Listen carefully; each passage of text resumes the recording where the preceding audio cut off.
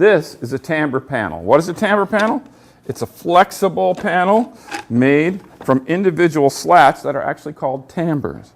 Now, they're not that hard to make, especially if you use a router set like the one from Rockler Woodworking Hardware.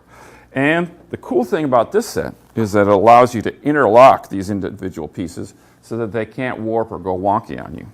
After you've assembled all of these things together, then you glue them to a piece of canvas, which allows you to have a very flexible panel, which can be used as a cabinet door or like in a roll-top desk. Like I said, they're not hard to do. Let me show you how we machine these pieces.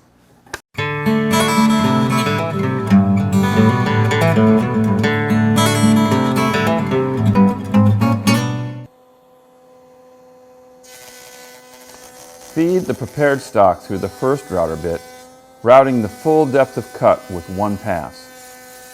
We recommend feather boards to hold the stock securely as you cut. This bit set comes with complete and easy to follow instructions. The only deviations from the instructions we made was to machine long strips of walnut and then cut them to length later. The second profile cut is made in the same manner as the first.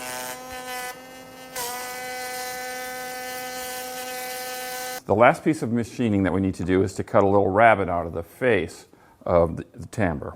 Tambour panels follow a track or a groove that we routed into the casework, and we cut out a little rabbet in the face so that it fits accurately in that groove. We cut it out of the face because then it hides the groove. To make the cut, we set up the table saw with a dado head. We've raised that up so it's cutting the exact correct depth. And we've got a little carriage here that we've mounted to the miter gauge that allows us to cut this accurately. We've got a stop here, and it allows us to make a super accurate and very controllable cut.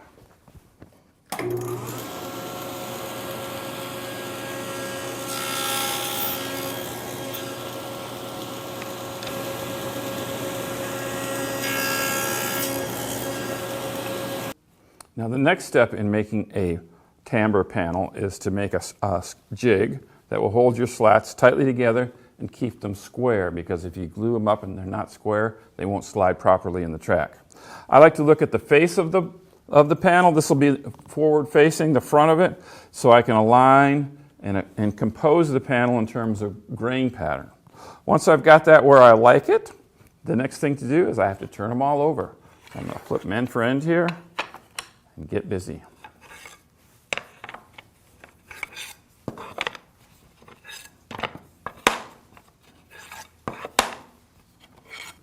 Now that I've got all the slats flipped over, I'm going to attach the last piece of the jig, making sure that everything's tight and square. And then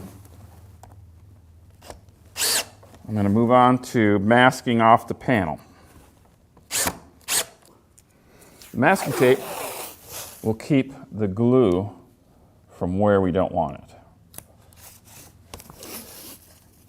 It will also control where the canvas sticks. And after we're done and the canvas is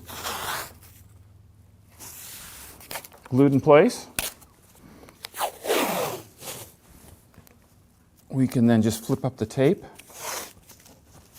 and cut the canvas with a razor blade. It's really pretty slick. Now the fun part. We get to finally apply the canvas to the tambour door. I get all the dust out of there. Once again, we're using hide glue. I bet you've never used this much hide glue in your life. But I'm going to roll it on to the canvas. As you can see, it takes a lot of glue to saturate this canvas, and we need this canvas to stick to our slats, so don't be conservative with it. Now, the cool thing about the hide glue is that if something ever goes wrong with your tambour panel, you can use hot water and just steam that canvas off of the panel and repair it. It's all good to go. Okay, I think we're getting there. I need a way to control how much hide glue I get onto the wood panel. I don't want to get it too wet because I don't want the glue to go down between the slats and glue the panel together. So I just want a nice wet coat right on the top of the panel.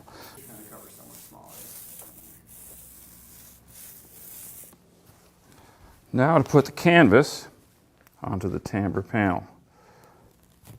I carefully place it down, start to spread it out. Now, as you know, friction causes heat, and in this case, the heat will help the hide glue to bond to the panel. It all works very nicely. Removing the excess canvas is not hard at all. Fold the canvas back right where the masking tape ends. Use a sharp knife and trim away the excess canvas.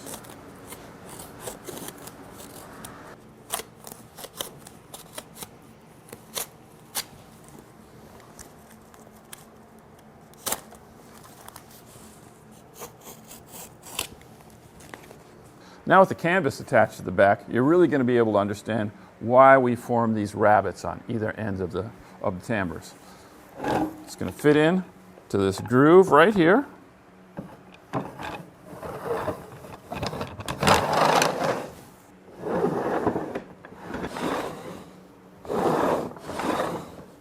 Nice.